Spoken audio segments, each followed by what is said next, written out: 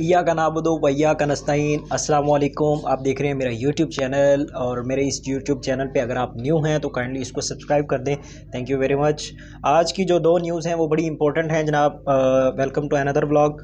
और इसमें यह है कि अभी थोड़ी देर पहले मैंने अपने व्लॉग में बताया कि जनाब पाकिस्तान तहरीक इंसाफ जो है ना जी, वो पेशावर हाई कोर्ट में फ़ैसला लेके गई है, जिसमें दो जजेस पर मुश्तमिल बेंच ने फ़ैसला महफूज किया था। उन्होंने वो फ़ैसला सुना दिया है, और वो फ़ैसला ये है जी जनाब, पाकिस्तान तहरीक इंसाफ ने जो रिक्वेस्ट जो पिटीशन डाली है उसी के हक़ में फ़ैसला आ गया है। इमरान खान बाजी ले गया है, और उन्होंने उस जो सुन्नी इत्तेहाद कौंसिल को जो सीटें अलाट होनी थी इलेक्शन कमीशन की तरफ से, वो उन्होंने उसके ऊपर स्टे ऑर्डर्स जारी कर दिए हैं। स्टे ऑर्डर्स के मुताबिक अब जितने भी जो मखसूस नशिस्तों पर लोग यानी नून लीग और पीपल्स पार्टी में MNAs और MPAs ने हलफ उठाना था, वो सब ख़त्म, ठप, बंद। जी हाँ, उस पर स्टे ऑर्डर्स आ गए हैं पेशावर हाई कोर्ट की तरफ से, और वो कब स्टे ख़त्म होगा उसके ऊपर भी मैं आपको बताता चलूँ। जी हाँ, इलेक्शन कमीशन की दौड़ें लग गई हैं। इलेक्शन कमीशन भागा क्योंकि ज़ाहिर सी बात है, गवर्नमेंट में वो पार्टी बैठी हुई है, तो उसने जी सर यस सर की हुकूमत तो वो तो करना ही है ना।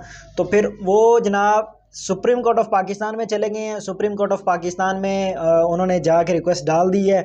अब सुप्रीम कोर्ट ऑफ पाकिस्तान इसके ऊपर कब सुनवाई करती है और क्या करती है ये देखना बाकी है। But supreme court of Pakistan की तरफ से आज एक अच्छा फ़ैसला है, जिसमें हमें ये फील हुआ कि थोड़ा सा न्यूट्रल रही सुप्रीम कोर्ट ऑफ पाकिस्तान।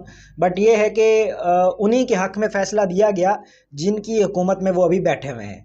और इस वक्त हमें ये नज़र नहीं आ रहा कि अदलिया जो है वो न्यूट्रल है कि नहीं है।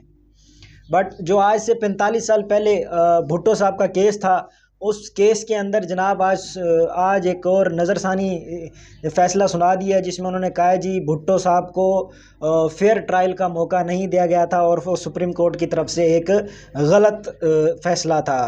तो देखना ये होगा कि एक बंदे की जान चली गई, एक बंदे को फांसी दे दी गई, और सुप्रीम कोर्ट गलत फ़ैसले करके बैठ गई।